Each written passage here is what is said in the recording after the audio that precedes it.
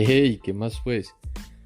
Me he puesto a pensar cuáles son las dificultades que viven ciertas personas durante esta pandemia, porque como todos sabemos, se hizo necesario recurrir a la virtualidad para ciertas actividades cotidianas de nuestras vidas, como por ejemplo ir a la universidad, ir al colegio, ir a la oficina, una reunión. Entonces, siempre me he puesto a pensar qué pasa, por ejemplo, con las personas de escasos recursos que no tienen acceso a los medios tecnológicos necesarios para poder acceder a la educación. En un país como Colombia existe la educación pública y la educación privada, desde la primaria hasta la universidad. Entonces, es posible que hayan muchos niños y niñas en nuestro país que no tengan un computador o que ni siquiera tengan un celular para poder acceder a sus clases. Entonces, la virtualidad se ha convertido en una herramienta que permite o que facilita el acceso a la educación de muchas personas en el mundo. Quizás hace algunos años nadie se podía imaginar que una clase se pudiese dar virtual o que alguien pudiera estudiar una carrera profesional de manera virtual. Pero el año 2020 nos trajo la pandemia y nos demostró que esto sí podía ser posible. Pero entonces, ¿qué pasa en un país como Colombia o países de América Latina donde hay un índice alto de pobreza y de desigualdad? ¿Qué pasa con el acceso a los medios tecnológicos? Por ejemplo, si un niño o una niña vive en un pueblo o en una vereda o en una región del país donde no haya acceso a internet, ¿cómo puede esta persona acceder a su educación? Se dice que el porcentaje de deserción en la educación superior ha ido en aumento. Muchas personas han tenido que recurrir a abandonar sus estudios porque no solamente porque no tengan que pagar, sino porque ustedes saben que muchas personas se desplazan de ciudades y eso me lleva entonces a mí a pensar cuál va a ser el futuro de nuestros países latinoamericanos. Porque es que mientras que nosotros nos estamos adaptando a unas condiciones que nos exige la pandemia, muchos otros países desarrollados que siempre han sido desarrollados pudieron adecuarse a las exigencias de la virtualidad de manera más fácil.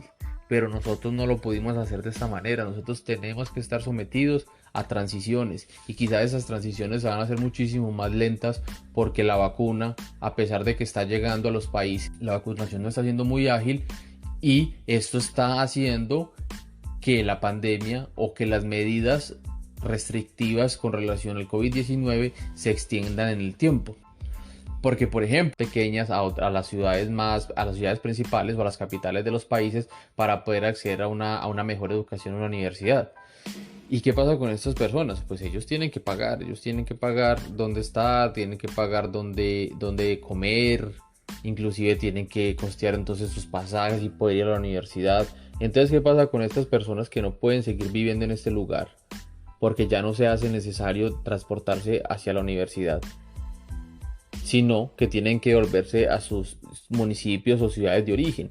Y muchas veces hay personas que no necesariamente vivan en una ciudad donde haya internet y haya luz, agua potable, gas, sino que hay personas que provienen de veredas, hay personas que provienen de pueblos remotos que con la ilusión de acceder a la educación superior para sacar adelante a su familia, tienen que sacrificar ciertas cosas. Y ellos al regresar a su entorno, se hace imposible poder desarrollar sus actividades cotidianas universitarias. ¿Y por qué quiero referirme entonces a todas estas cosas? Porque es que lo que pasa es que nosotros tenemos la posibilidad de elegir. Nosotros tenemos la posibilidad de conectarnos a través de este canal y escuchar un podcast de una persona que esté diciendo lo que quiera decir.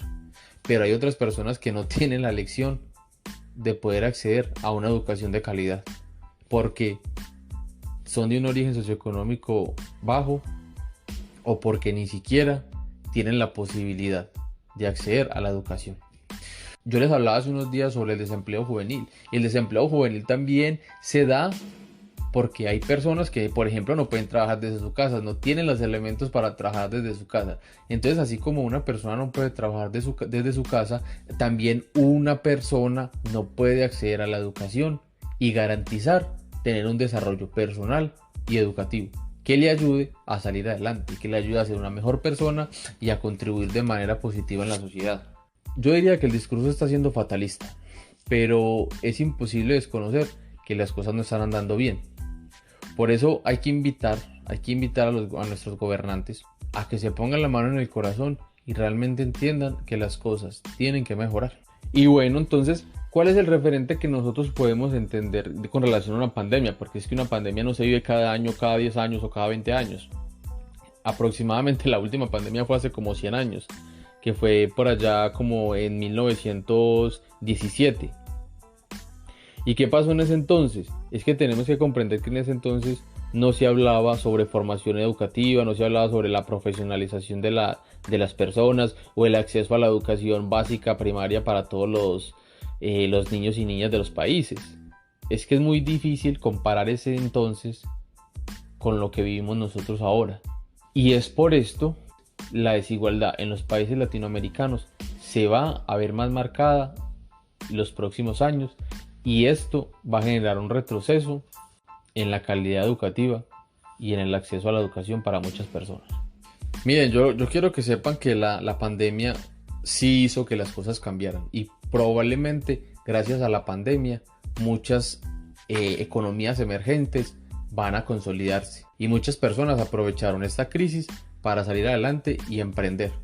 Pero no desconozcamos que también hay un lado negativo de la pandemia.